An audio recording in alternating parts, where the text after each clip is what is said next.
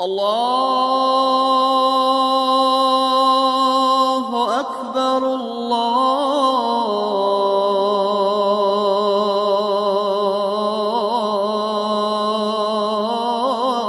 الله أكبر أشهد أن لا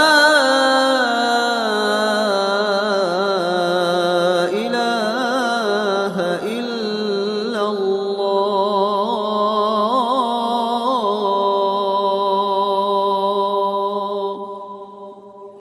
أشهد أن محمدًا رسول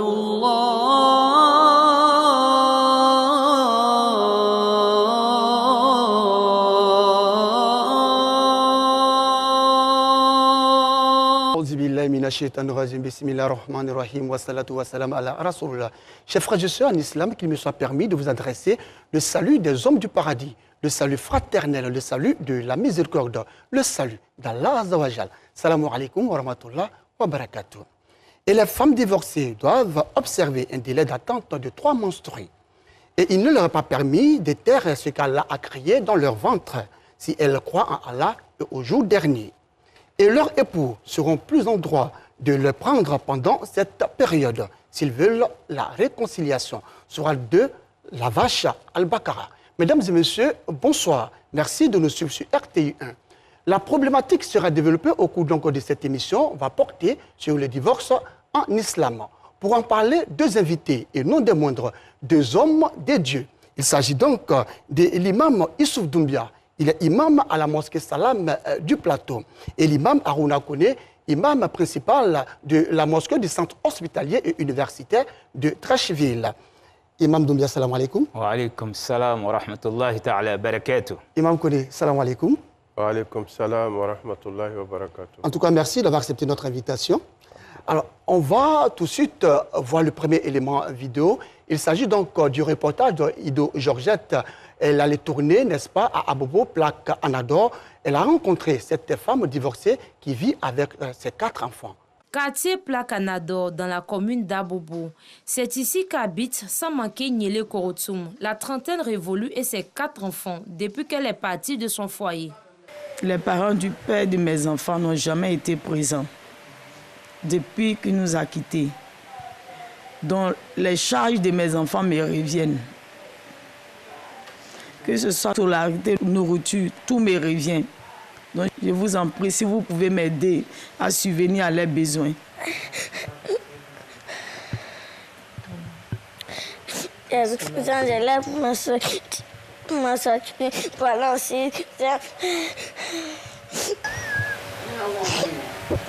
Ce sont ces généreuses mamans qui les ont recueillis, ses enfants et elle, pendant ces périodes difficiles.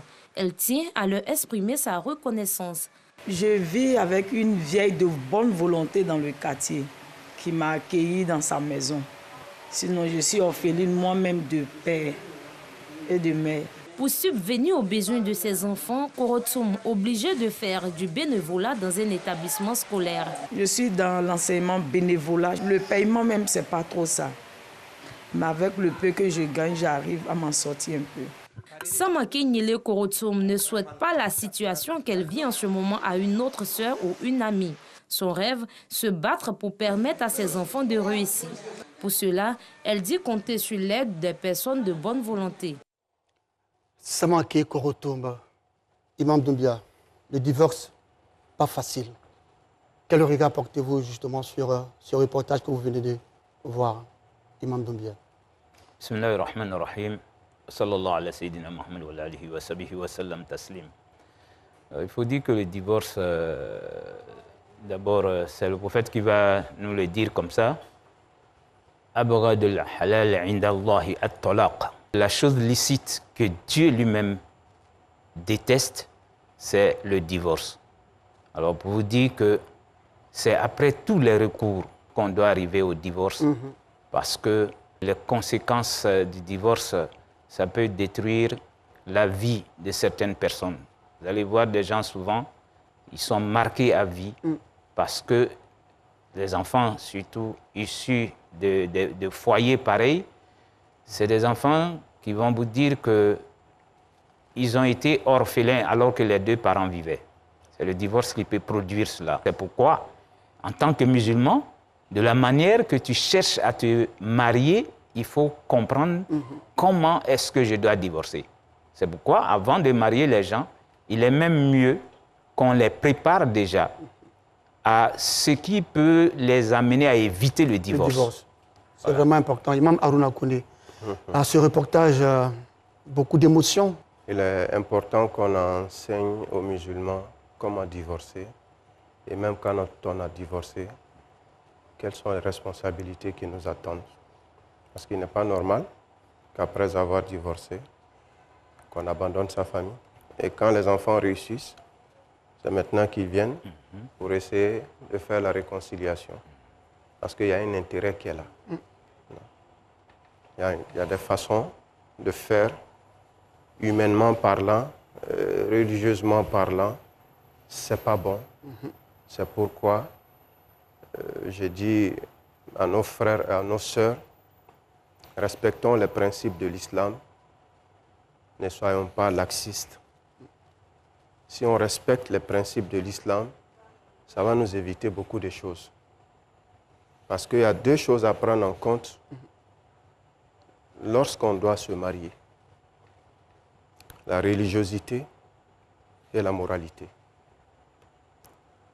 Quelqu'un qui est religieux, qui craint Dieu, quelqu'un qui a une bonne moralité, ne peut pas se comporter de la sorte. Vraiment, ça fait mal, ça fait de la peine de voir des victimes innocentes. Ils n'ont pas demandé à naître dans ce foyer, ils n'ont pas demandé à vivre dans ces conditions. Mais voilà qu'ils sont en train de subir quelque chose qu'ils n'ont pas créé. J'allais dire que c'est pourquoi vous allez voir que chez les Blancs, on va dire qu'il y a le child support, c'est-à-dire que quand même tu es parti de la maison, le juge va te fixer un montant que tu dois payer jusqu'à ce que les enfants soient majeurs. C'est pourquoi c'est bon qu'en tant que croyant, vous le sachiez. Vous pouvez divorcer avec la femme, mais vous devez prendre vos enfants en charge jusqu'à ce qu'ils soient majeurs. Tout à fait. Ça, c'est dans Surat al-Talaq, le divorce, ça est là. Et justement, que pense même l'islam du divorce, Imam Doumbia? Le divorce, selon certaines circonstances, ça devient obligatoire. Ça peut être souvent recommandé.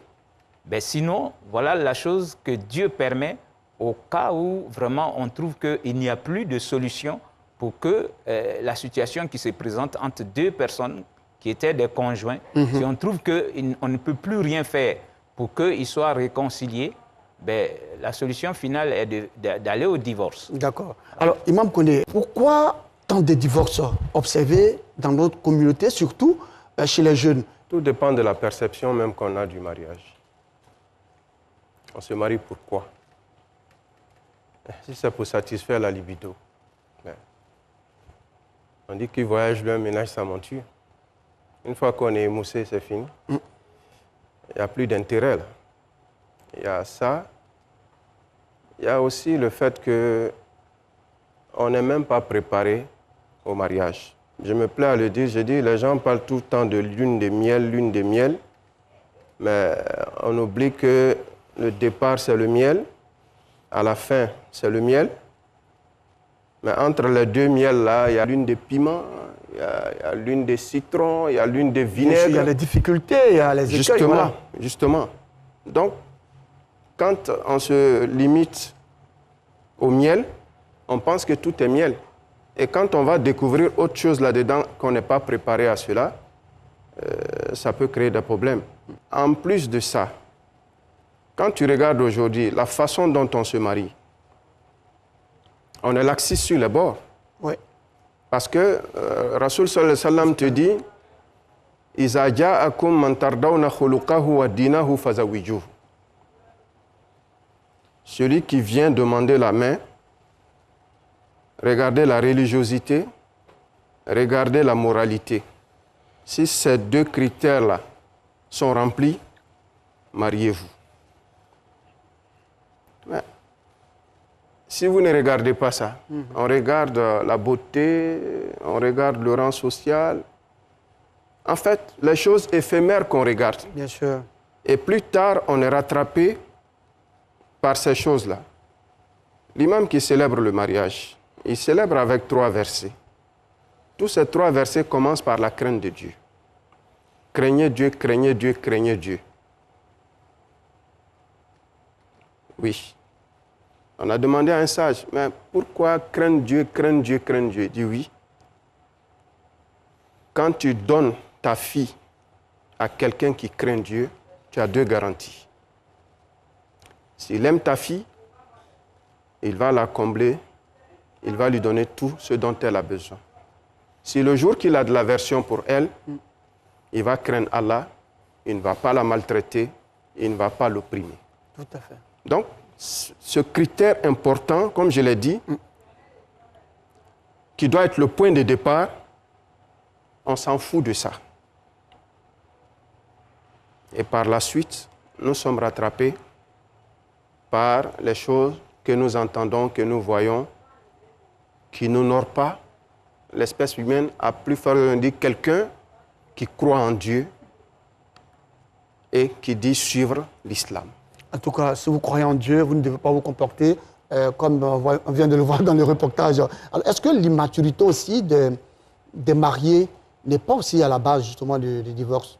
On peut le dire comme ça, il y a l'immaturité, mais je pense qu'il serait mieux aussi qu'on amène les gens à apprendre leur religion. Pour reprendre encore le prophète, il va dire An-nikah min sunnati wa man ragaba an sunnati falaysa minni. On dit que le fait de se marier est sa tradition. Et si vous refusez de vous marier alors que vous avez les moyens, vous n'êtes pas de sa communauté. Donc, c'est un acte d'adoration d'Allah, le mariage. Alors, pour adorer Dieu, il faut apprendre. C'est pourquoi, nous, au plateau, le recteur a dit « Je ne voudrais plus qu'on marie des gens ici et qui ne savent pas quels sont les droits du conjoint qui deviendront des devoirs pour la mariée et quels sont les droits de la mariée qui deviendront des devoirs pour le mari et qu'est-ce qu'il faut faire pour éviter le divorce. » Les gens doivent prendre au moins 3 séances comme ça et qu'on leur pose des questions. Et le jour du mariage lui-même, qu'est-ce que le prophète vous demande de faire dans cette nuit-là pour poser votre famille? Parce que c'est à partir de cette nuit que vous allez établir votre famille. Donc, ces cours-là, on doit les donner. C'est pourquoi j'ai dit que vraiment, il y a l'immaturité, il y a le manque de préparation aussi à aller vivre ensemble. Tout à fait. Alors, c'est vrai qu'on l'a vu dans le reportage, cette dame et ses enfants, ce que nous décrions aussi sur le plateau, c'est le fait que ces enfants soient abandonnés par leur père. Mais qu'est-ce qui s'est passé? Bon, on ne le sait pas. Ouais. Est-ce que aussi, c'est pas parce que des femmes, justement, tiennent mal leur foyer qu'on constate des divorces? Souvent, la femme peut être aussi à la base. C'est pourquoi c'est mieux de préparer le couple à l'avance pour que la femme sache que si je m'en vais vivre avec l'homme, voilà ce que Dieu me demande de faire. Alors, ce qui va nous amener à dire à cette femme, est-ce que tu as respecté les 5 droits que le prophète va dire par rapport à l'homme, qui étaient tes devoirs. Parmi ces droits-là, on va dire, une fois que tu vas entrer dans la maison de cet homme, tu ne dois plus sortir pour aller quelque part, il faut que tu demandes son accord. Aujourd'hui, on voit des femmes qui prennent l'avion pour aller jusqu'à Dubaï ou bien en Chine faire leurs emplettes. En partant, c'est la bonne qui doit informer le monsieur. Aujourd'hui, le téléphone a résolu ce problème. Appelle, chérie, je m'en vais à tel endroit pour telle cérémonie. Il doit être informé et qu'il soit consentant que tu te retrouves là-bas. Imam, le téléphone aujourd'hui, dans les foyers. Bon. Et quand on appelle monsieur, il perd le réseau dans le salon, il part ailleurs, ou madame va dans la chambre, dans la salle d'eau pour aller communiquer, on se cache le téléphone et tout ça. Est-ce que ça n'y a pas de suspicion dans le foyer? Le mariage, c'est un rapport de confiance. Quand la crise de confiance s'installe, il y a problème. Il y a des gestes, quand on prend l'habitude de le faire, on installe le doute dans la tête de l'autre. Ce qui est grave, c'est qu'aujourd'hui, le téléphone est en train de créer un vrai problème de disponibilité dans les foyers. Et parce qu'aujourd'hui, on est tellement accroché à son téléphone que même dans le lit conjugal, on continue de naviguer. De naviguer, vous l'avez dit. Oui, oui. Quel est le message que tu es en train de transmettre? Celui qui est là, tu t'en fous de lui. Tu n'es pas prêt à communiquer avec lui, tu es dans le monde virtuel. Mais s'il devient laissé pour compte, on ne sait pas la langue, comment il peut être amené à se comporter. Malheureusement, c'est ce qui se passe aujourd'hui. C'est ce qui se passe. Et la communication est devenue tellement difficile dans les foyers, parce qu'aujourd'hui, il y a un fléau qui est là, et ça, on ne le dit pas. La chefferie des hommes, c'est contesté. L'homme est l'homme, la femme, c'est la femme. Chacun doit rester dans son orbite. La femme doit rester dans sa féminité. Mais aujourd'hui, la féminité même est en train d'échapper aux femmes. Je me rappelle une fois, je suis intervenu dans un foyer qui était en train de divorcer. Quand je suis arrivé, le monsieur m'a dit, Imam, j'ai honte de te parler, mais je vais te parler. Fais à cause de Dieu. Dis à mon épouse, depuis que je suis né, je n'ai jamais aimé une femme comme elle. Et je ne pense pas que je vais aimer une femme comme elle. Mais pardon, demande à ma femme, à cause de Dieu, elle n'a qu'à devenir femme. La féminité qu'elle a perdue, là, c'est ce que je suis allé chercher dehors. Donc, voyez-vous, tout est devenu confus. On dit que c'est l'homme et la femme qui se marient. Mais l'homme n'est pas appelé à vivre avec une femme avec un cœur d'homme. Donc, il y a problème. Il y a conflit d'autorité. Donc, aujourd'hui, la réalité est en train de nous rattraper. Tout est confus. Tout est confus. Dans nos familles, vous avez plein de femmes qui ont été éduquées pas pour être femmes. Non. Ah bon? Mais oui. Et comment, elle a été éduquée pour être cadre, pour être haut cadre, pour être intellectuelle. Mais tout ce qui peut caractériser une femme au foyer, elle l'ignore. Un vieux me disait autrefois, il dit, mon fils, il dit, j'ai pitié des enfants d'aujourd'hui. Ils ont eu des femmes pour les accoucher, mais ils n'ont pas eu de maman pour les éduquer. Ça, c'est profond. Hein. C'est profond. Alors, on vous sait vraiment très, très ému. Alors, chers hommes de Dieu, ensemble, nous allons voir ce que pensent les populations de ce sujet. C'est tout de suite sur le micro-trottoir. Il faut connaître d'abord les réalités du mariage avant de se marier. Voilà, on ne se marie pas comme ça par simple volonté. Voilà, il y a certaines conditions aussi, certains critères aussi qu'il va falloir connaître avant de rentrer dans le mariage. Il faut savoir, est-ce que les normes du divorce sont respectées? Voilà, est-ce que quand on se marie, si on doit divorcer, est-ce qu'on a respecté ces normes-là, islamiquement parlant, je vais dire. Maintenant aussi, il faut dire, la jeunesse, on est un peu surexcité. On se marie à la va-vite, dès qu'on croise quelqu'un, on veut se marier et tout. Il faut d'abord... Nos parents le font, hein, parce que nos parents, avant même de te donner une femme, ils vont d'abord regarder dans la famille, est-ce que la femme est une bonne femme, est-ce que et tout. Donc, je me dirais que ce qui est la cause, c'est la non-vérification. Voilà, des deux personnes qui veulent aller ensemble. Lorsque nous savons pourquoi nous nous marions, pour quel objectif nous nous marions, je pense qu'on aura une vie assez stable et également aussi on va plus durer également aussi dans le mariage. Mais quand nous nous marions sans avoir d'objectif au préalable, sans savoir pourquoi nous nous marions, voilà, je pense qu'il y aura forcément, n'est-ce pas, des divorces que nous constatons ça et là. Imam Doumbia, vous venez d'écouter, n'est-ce pas, ces populations. Il y a un qui parle même d'enquête que l'on menait auparavant dans des familles avant donc d'épouser la femme. Ce n'est plus le cas aujourd'hui. Oui, alors que c'est ce qui est demandé religieusement. Et on a vu nos parents avoir cette bonne habitude.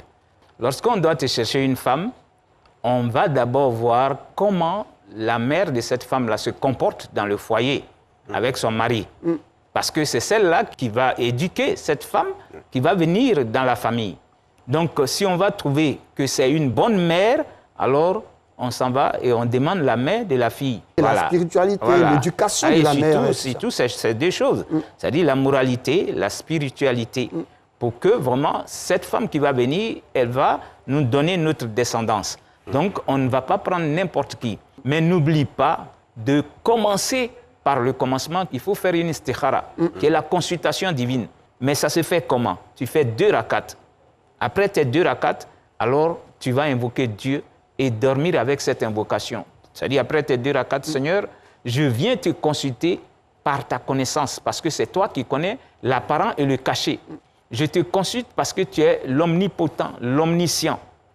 Seigneur, je veux me marier à un tel. Tu dis le nom. La femme peut le faire pour elle-même comme l'homme peut le faire pour soi-même. Bien sûr. Seigneur, je veux me marier à un tel. Si tu sais que me lier avec cette personne dans la vie conjugale est un bonheur pour moi dans ma vie présente et dans ma vie future, alors, Seigneur, réalise mon vœu, qui est que nous voulons nous marier. Facilite le mariage et bénis-le pour nous. Voilà les 3 choses qu'il ne faut pas oublier de dire. Bien sûr. Alors, réalise, facilite et bénis ce mariage pour nous. Par contre, Seigneur, c'est toi qui connais. Si tu sais que me marier avec un tel ou une telle n'est pas bonheur pour moi dans ma vie présente et dans le futur, alors, Seigneur, éloigne-le de moi, éloigne-moi de lui et donne-moi le bonheur par le moyen que tu veux et amène-moi à l'accepter. Parce que Dieu peut t'envoyer ton bonheur, toi-même tu peux refuser. Bien sûr. Mais combien de personnes qui vont passer par cette voie avant de se marier? Imam Koné, est-ce que l'adultère n'est pas aussi la cause des mariages constatés maintenant? Bon, c'est la gangrène, je dirais, de notre société. Et le pire, c'est qu'aujourd'hui, c'est devenu chose normale. Mais quand tu parles de l'adultère que tu condamnes, D'autres s'étonnent. les gens s'étonnent et te posent la question de savoir ça fait quoi. Or, le prophète sallallahu alayhi wa sallam, depuis son époque, il s'inquiétait déjà de cette situation.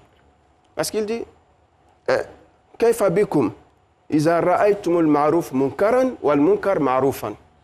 Il dit, mais quel sera votre sort si l'illicite devient licite? Mais la désobéissance à Dieu, si ça ne te choque pas, ça veut dire que tu as un cœur malade, ta foi est malade. C'est ce que ça veut dire. C'est la gangrène. Qu'est-ce qui peut faire plus mal à une femme que de savoir que son mari la trompe? Et toi, l'homme qui t'adonne à ça, mais tu t'exposes à la colère de Dieu. Il y a aussi des maladies. Voilà. Non, mais il y a plein de gens qui ont donné le VIH-Sida à leurs épouses. Il y a plein d'hommes. Vous savez de quoi vous parlez, surtout que vous êtes... Moi, je suis à l'hôpital, donc je vis ça. Je vis ça au jour le jour. Il y a plein d'hommes qui ont infecté leur femme. Non seulement vous pouvez prendre le VIH, les IST, les MST, même l'hépatite B. L'hépatite B, c'est plus grave que le sida. Bien sûr. Vous pouvez prendre ces maladies-là et vous allez venir contaminer votre femme. Mais en dehors de ça, mais Rasoul dit sallallahu alayhi wa sallam, celui qui s'adonne au vagabondage sexuel, il y a 3 choses qui l'attendent. Soit il aura une courte vie, soit il aura une maladie incurable, ou il va finir sa vie pauvre, misérable. Et ça, c'est la sanction pour enchérir ce qu'il dit. terrestre. C'est-à-dire, voilà, l'inconvénient dans cette vie de dunya, et l'inconvénient aussi, à l'au-delà, il y en a 3. Quand on a fait des sondages, vous demandez, non, elle me trompe. C'est vrai qu'on ne l'a pas vue voilà, en action, mais elle me trompe, elle est trop proche de telle ou telle personne. Voilà, quand on l'appelle, c'est portable, vous fouillez les messages. Donc, je me dis, est-ce que les femmes aujourd'hui aussi n'ont pas cette palme d'or que les hommes avaient par le passé? Oui, vous savez, quand le religieux parle, on trouve qu'il exagère, on trouve qu'il n'est pas moderne, on trouve qu'il en veut à la femme. Non, en fait, la femme elle-même doit savoir qu'elle doit se protéger. Elle a sa dignité. Elle a sa dignité, elle a son honneur de femme, elle a sa foi de musulmane, mais quand tu es musulmane, il y a des choses que l'islam t'a enseignées en te disant il faut faire ces choses-là à minima pour ne pas t'exposer. Bien sûr. Même au niveau de la voix, Dieu demande à la femme d'avoir une voix ferme pour ne pas que celui qui l'entend pense que...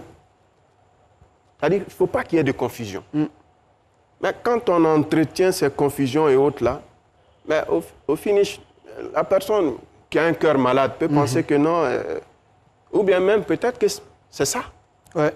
Voilà. Mais si vous attirez les hommes vers vous, à travers vos tenues, à travers vos propos, à travers vos faits et gestes, ben, ils vont mordre à la maison. Justement.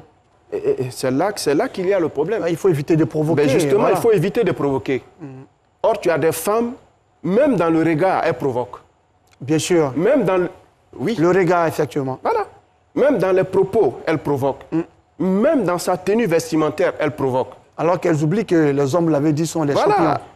Donc, s'il a affaire à un cœur malade, ben, elle risque de tomber dans justement. le panneau. Et c'est là que les harcèlements commencent après. Non, un tel Marcel, un tel... Non, ça dépend de comment tu te comportes. Imam Doumbia, pour l'un des partenaires qui ne respecte pas les parents du marié ou de la mariée, est-ce que cela aussi peut être la cause d'un divorce? Oui, ça peut être la cause du divorce. En islam, quand on se marie, ce n'est pas à l'homme seulement qu'on se marie. Voilà. C'est pourquoi, si vous avez remarqué, nos parents, même quand ils mariaient les gens, les concernés ne venaient pas sur place. C'est les deux familles qui envoyaient les représentants de la famille pour que les enfants comprennent. Le soir, si on s'en va te donner en tant qu'épouse, on te remet d'abord aux parents pour qu'à leur tour, ils te remettent à leur enfant. Et donc, cet enfant-là ne peut pas divorcer parce que les choses ne vont pas bien. Mais lorsque toi, tu arrives, de la manière que tu respectais tes parents, tu ne viens pas respecter les parents de ton mari, ou bien toi qui es l'homme, tu ne respectes plus les parents de la femme, ben c'est une manière d'arrêter ce mariage-là. Alors que le prophète nous dit l'agrément de Dieu est lié à l'agrément des parents. Et le courroux de Dieu est lié à leur courroux. Vous l'avez dit à l'entame donc de cette émission que la chose illicite que Dieu déteste, c'est le divorce. Et quand la vie est invivable, intenable même dans le foyer, qu'est-ce qu'on fait? Est-ce qu'il faut rester dans cette mauvaise ambiance ou alors se séparer? Oui, c'est-à-dire quand la vie est invivable, il faut forcément voir ce que Dieu nous propose toujours à partir de son livre. La femme peut être rebelle.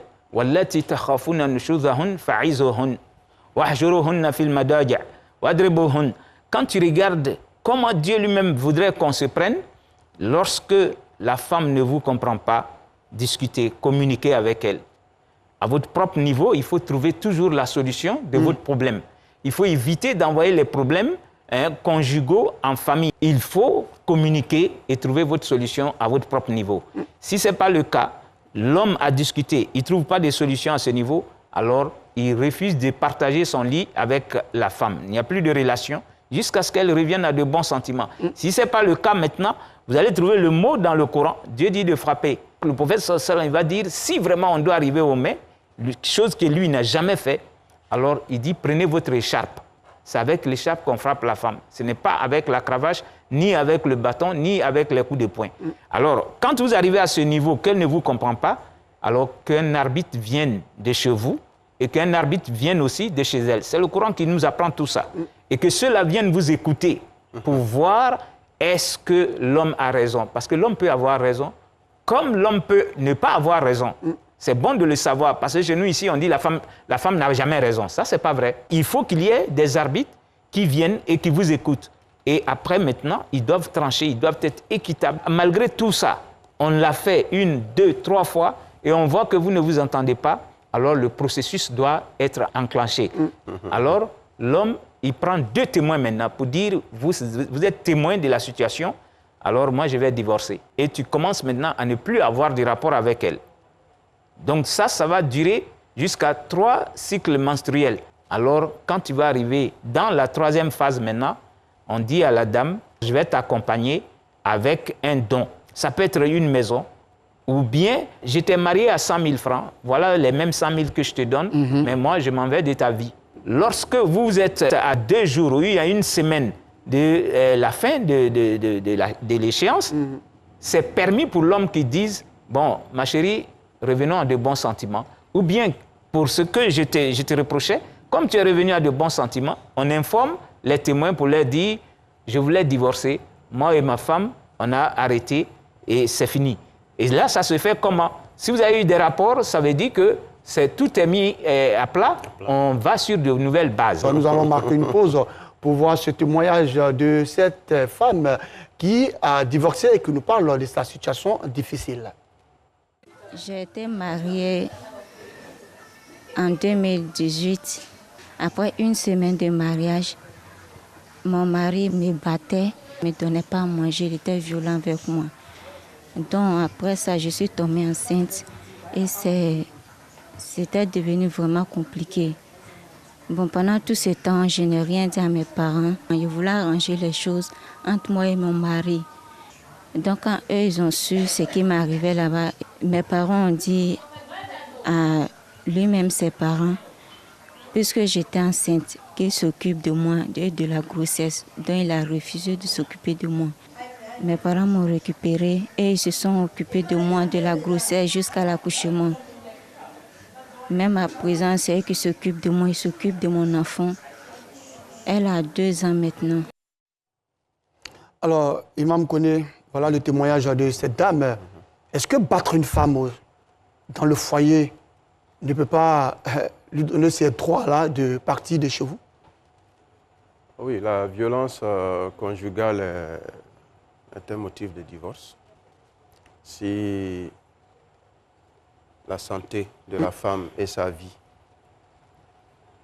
ne sont pas préservées, elle a le droit de demander divorce pour cause de violence conjugale. Voilà, donc il faut que c'est le lieu quand même d'interpeller les hommes.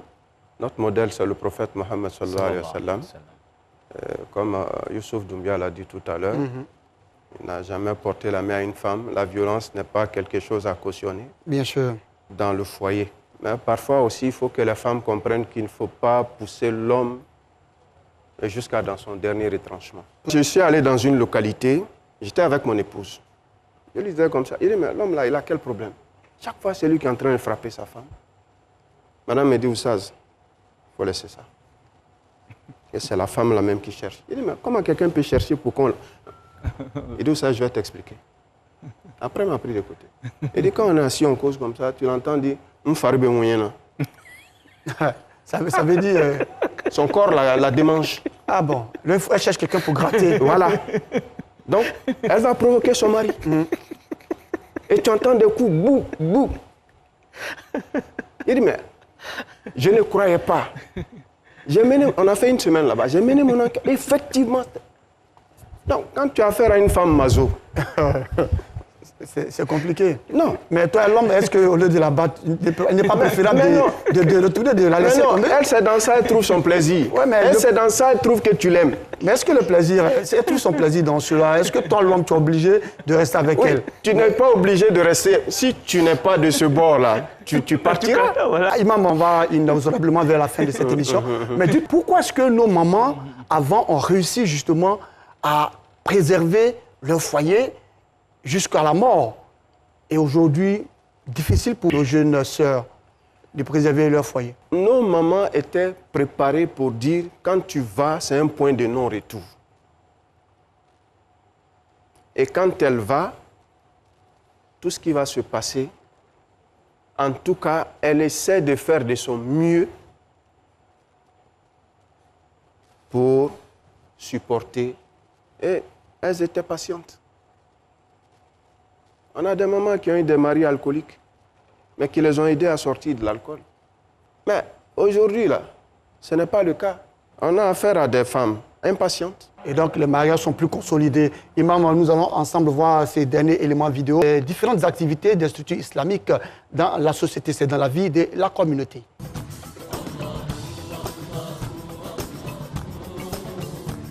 La communauté musulmane de Niéméné, sous-préfecture de Dabakala, région du Hambol, a désormais une nouvelle mosquée tout équipée. Un don du ministre Ali Koulibaly, fils de la localité, avec le soutien du président de la République, Alassane Ouattara. L'édifice religieux baptisé mosquée Adja Fatoumata Fofana pour honorer la mémoire de la génitrice du donateur, rappelé à Dieu le 20 mars 2022 qui, de son vivant, a souhaité la construction d'une mosquée.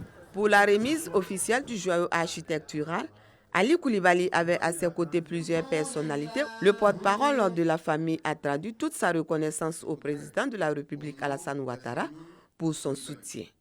Je voudrais, au nom des familles, remercier le président de la République d'avoir réalisé un si bel édifice à Niéméné. Grâce à lui, ce lieu sacré va permettre aux musulmans de se rassembler pour mieux vivre leur spiritualité.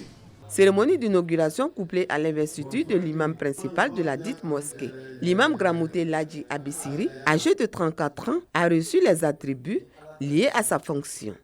Occasion pour les responsables du COSIM d'exhorter le nouvel imam à se conformer au strict respect des prescriptions du Saint-Coran. L'intronisation de l'imam, c'est montrer le guide de la mosquée. Et c'est aussi celui qui est en charge des questions d'éducation, de formation pour la communauté. Un médiateur, quelqu'un qui est chargé également de la promotion de la paix, celui qui entretient les relations interculturelles entre les différentes confessions religieuses, de façon à promouvoir la paix dans toutes nos relations. Le ministre d'État, ministre de la Défense Tédé Birahima Ouattara, parrain de la cérémonie, salue l'action de portée religieuse. C'est un jour de souvenir et tout ce qu'on peut demander à Dieu, c'est qu'elle repose en paix. De son vivant, elle n'a fait que du bien.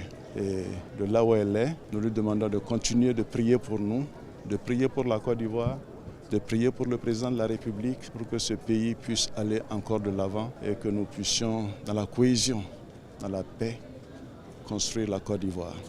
Lecture de la psalmodie, bénédiction et prière de vendredi ont constitué des temps forts de la cérémonie. Bâtie sur une superficie de 1800 m², la nouvelle mosquée a une capacité d'accueil de 1000 fidèles. Au son des grelots, les fidèles musulmans de Mankono conduisent El Hadj Karamoko Ladji Méman à la mosquée centrale de Tohoulé, quartier de Mankono, chef-lieu de la région du Béré. Désormais, le guide religieux est l'imam principal de la dite mosquée. Des mains des responsables du Conseil supérieur des imams, des mosquées et des affaires islamiques, COSIM, et des guides religieux de la localité, il reçoit ses attributs d'imam principal, le turban, symbole d'érudit, la canne, représentant l'équité dans la gestion de la communauté, et le Coran, parole de Dieu, comme référence. Le représentant du COSIM invite les cadres et les fidèles à soutenir l'homme de Dieu. Il n'a qu'à être patient et il n'a qu'à servir tous les ressortissants de Mankono. C'est donc toute la communauté qui doit se mobiliser pour permettre à l'imam d'accomplir sa mission sans pression particulière, sans contrainte. Les cadres présents encouragent le guide religieux dans ses nouvelles responsabilités. Je suis très réconforté que Dieu nous aide et que nous puissions aider, nous tous, l'imam. Un message de paix, un message d'acceptation de l'autre. Que Dieu fasse que cette mission à lui confiée par la communauté musulmane soit une réussite.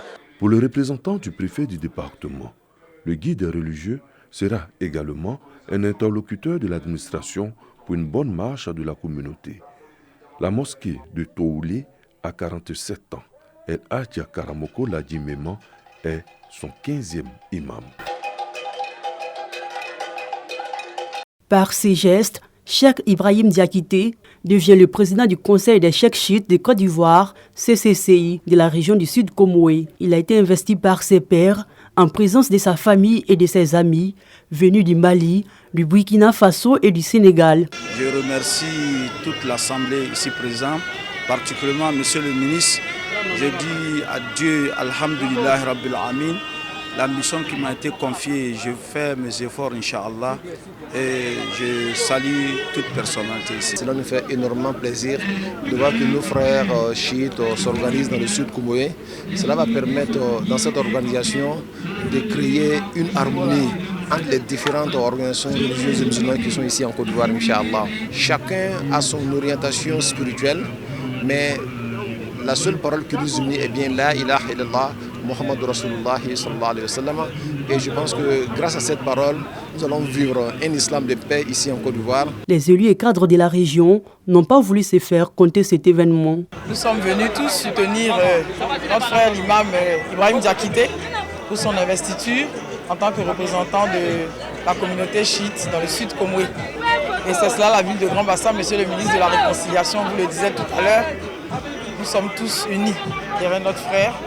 Et c'est une joie que nous partageons avec lui et sa famille. Nous sommes là pour lui apporter tout le soutien qu'il faut, que la population des Grands Bassam et suive cet exemple-là aujourd'hui, exemple de paix, de cohésion sociale, qu'on ne laisse surtout pas la politique diviser cette population. Présent à cette investiture, le ministre de la Réconciliation et de la Cohésion nationale, Kwadio Konan Bertin, a invité les fidèles à l'union et au vivre ensemble. J'ai vu des frères qui honorent leur religion, l'islam, dans le respect de la laïcité et des règles en vigueur dans notre pays. Ça a été un grand moment de convivialité. Nous avons intérêt à accompagner le chef de l'État, son Excellence M. Alassane Ouattara, dans sa quête inlassable de maintenir la Côte d'Ivoire dans un climat de paix. Ensemble, nous devons y contribuer.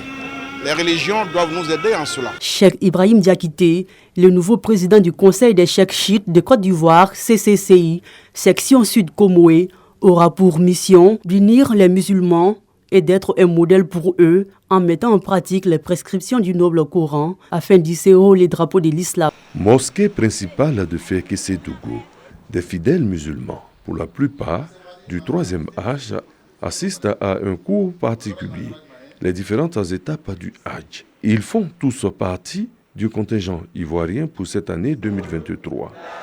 Prière, comment se vêtir, marche, tour de la Kaaba, tout y passe. Pour faciliter la formation, ces fidèles musulmans bénéficient d'un vidéoprojecteur offert par le ministre d'État, Denis Birema Ouattara, président du conseil régional du Djologo. Il nous a dit que ça fait partie des obligations morales et religieuses.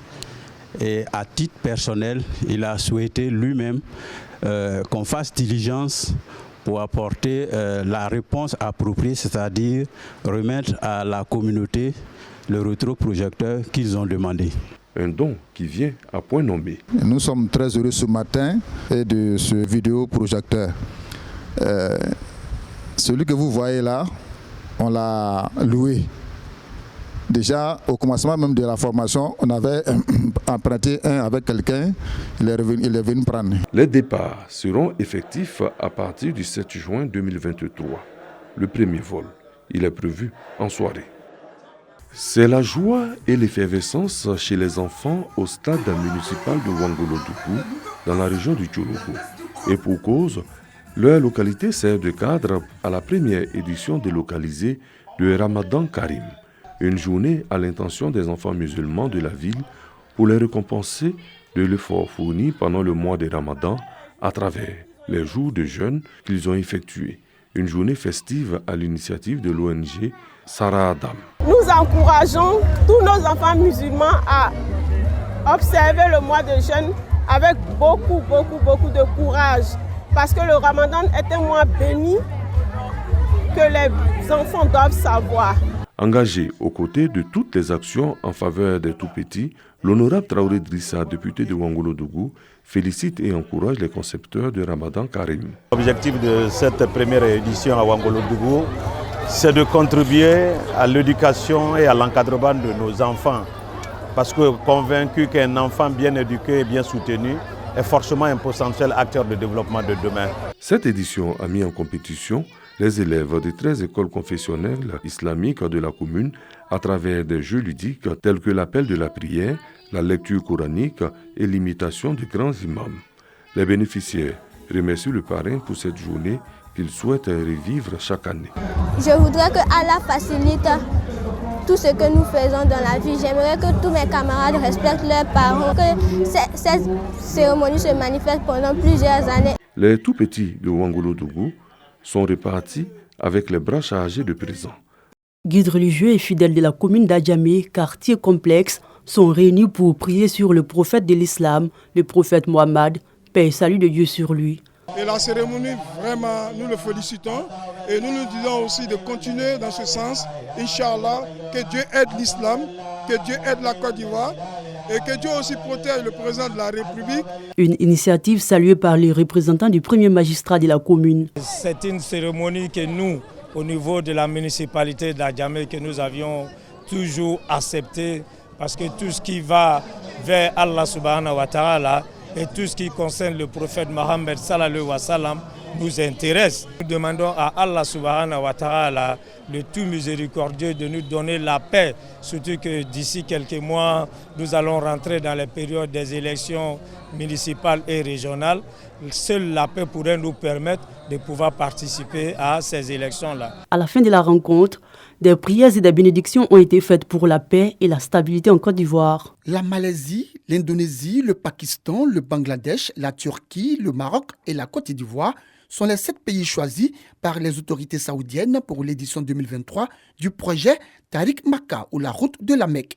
Ce projet, lancé pour la première fois en 2017, vise à faciliter aux candidats du Hajj le pèlerinage à la Mecque, mais surtout faciliter les conditions d'entrée sur le territoire saoudien. Le choix de ces 7 pays en reconnaissance du niveau de qualité de leur organisation. Comme vous pouvez le constater, notre pays, la Côte d'Ivoire, est le seul pays de l'Afrique subsaharienne à faire partie de ce projet. Le projet Tariq Makka est une innovation majeure. Cette initiative consistera essentiellement à faire venir des officiels saoudiens de l'immigration en Côte d'Ivoire afin d'assouplir les procédures d'entrée des pèlerins en Terre Sainte, en finalisant toutes les procédures policières et douanières à partir de l'aéroport d'Abidjan. Selon l'imam Bachir Ouattara, tous les candidats au Hajj seront appelés directement par le truchement du call center du commissariat pour l'opération de prise des empreintes biométriques. À compter de demain, jeudi 25 mai 2023, nous allons déployer des équipes tant à Abidjan qu'à l'intérieur du pays pour procéder à l'enrôlement des données biométriques des pèlerins. Nous aurons par conséquent Trècheville, Marcory, Plateau, eux, ils seront conviés à la mosquée de l'avenue 8 à Trècheville. Ceux de Koumassi, Port-Boué, Gonzac-Ville, zone 4 à la grande mosquée de Koumassi. À Bobo, à Nyama, à Djamé, à la mosquée Fitia d'Abobo. Cocody, Benjerville, à la mosquée d'Adjen. À Tekoubé, Yopougon, Songon, Dabou, à la mosquée des Trois Rouges de Yopougon. À l'intérieur du pays, ce seront des localités de Boaké, d'Abengrou, de Daloa, de Korogo, Man, Odioné et San Pedro, qui serviront des sites d'accueil et d'enrôlement des pèlerins des zones mitoyennes. Au cours de cette conférence de presse, l'imam Bachir Ouattara, commissaire du Hajj du contingent étatique, a annoncé que la phase de départ cette année est prévue du 7 au 16 juin prochain. Après tout, sur le plateau, Imam Doumbia, est-ce que la femme a le droit de demander le divorce en islam? Oui, la femme peut demander le divorce s'il y a des raisons valables. Par exemple, elle s'est mariée à toi parce que vous êtes musulman. Vous reniez votre foi musulmane. Elle a le droit de dire « je ne peux pas venir vivre avec quelqu'un qui a renié sa foi ». Ou bien elle constate des immoralités. Vous devenez tout d'un coup quelqu'un qui ne veut plus avoir les rapports par la voie normale que Dieu a prescrit. La femme a le droit de quitter ton mariage en ce moment. C'est cela. Alors, tu t'en vas t'adonner à l'alcool ou à la drogue. Alors, c'est la pauvre qui est en train d'en souffrir. Elle a peur que tu viennes lui faire des enfants qui seront alcooliques aussi. Donc, elle peut partir de ton mariage comme quelqu'un qui est très violent. Et celui qui s'est converti parce qu'il voulait d'une femme, et quand il a eu à se marier, il ne prie plus. Tu penses jouer avec Dieu. C'est pourquoi les imams doivent vérifier. Quand tu dois venir te marier à une femme, tu n'es pas musulman. On dit, ouais, il va se convertir aujourd'hui et puis on va faire le mariage. Pour moi, je ne vais jamais célébrer ce mariage. Parce que c'est vérifié là. C'est pour qu'on dise que, bon, on peut l'accepter. Mais généralement, 99% des cas, ces mariages, pareil, ne vont pas aboutir à la réussite. Alors, nous allons rester avec vous, Imam Doumbia. Vous allez nous résumer justement en quelques minutes. Voilà ce qui a été dit ici aujourd'hui, mais en anglais. We're going to say that our topic was about the divorce. We have to know that the marriage is worship of Allah subhanahu wa ta'ala. So you cannot worship Allah subhanahu wa ta'ala if you don't know how to worship Him. It's like a prayer. If you want to pray, you have to know how to worship Allah by the prayer. So to live with somebody and to go with this person in the paradise, because when you are with your wife here, if Allah subhanahu wa ta'ala make your marriage to be successful, He will be continue in paradise. So that's why we have to take courses, to take classes about a marriage before we start to live together. So may Allah subhanahu wa ta'ala let us to follow the Prophet Muhammad sallallahu alayhi wa sallam because he is the best model for humanity. Yes, very best model for humanity. Thank you very much, Imam. Alors nous allons avec vous résumer en malaké en quelques minutes ce qui a été dit ici aujourd'hui. Alhamdulillah, anya barot memin kambi ole furusai. Anga korosi furusa chaya nimbe bi. Slama on se furu ke cogoya la, mote se furusa cogoya la. Aywa, fɛn mun b'a kɛla furusa cayani bɛ bi, ko caman bɛ yen min bɛ furu sabati an bannaw ma bi. Ni ka sɛbɛliw filɛ, ni ka cɛkɔrɔbaw ka ladilikanw filɛ, i y'a muso tata i kan k'a lɔn, i y'a cɛ yɛrɛ fana tata i kan k'a lɔn. Alakira sɔlɔ salam ko fɔ an ye, a ye jogotigi ɲini, a ye diinatigi ɲini. N'i banna ka jogotigi ɲini, ka diinatigi ɲini, ka t'i yɛrɛ ci manamana-mɔgɔ dɔ tɛgɛ, ayiwa ni min k'i sɔrɔ i yɛrɛ le ka ɲini. An ɲɛ b'o caman de la bi.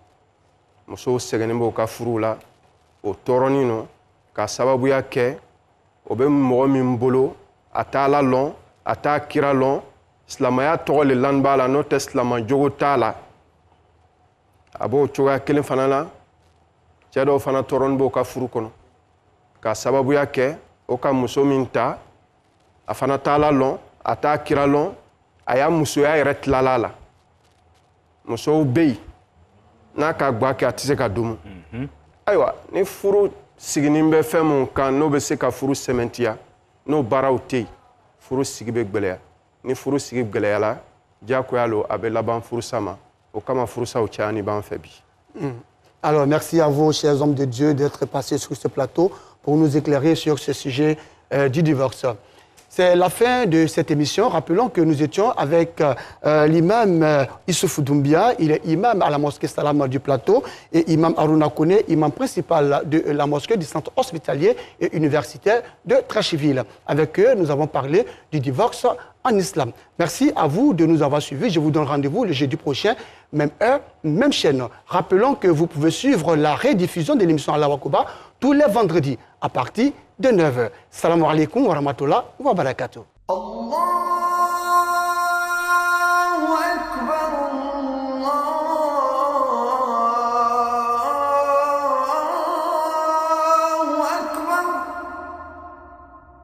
أشهد أن لا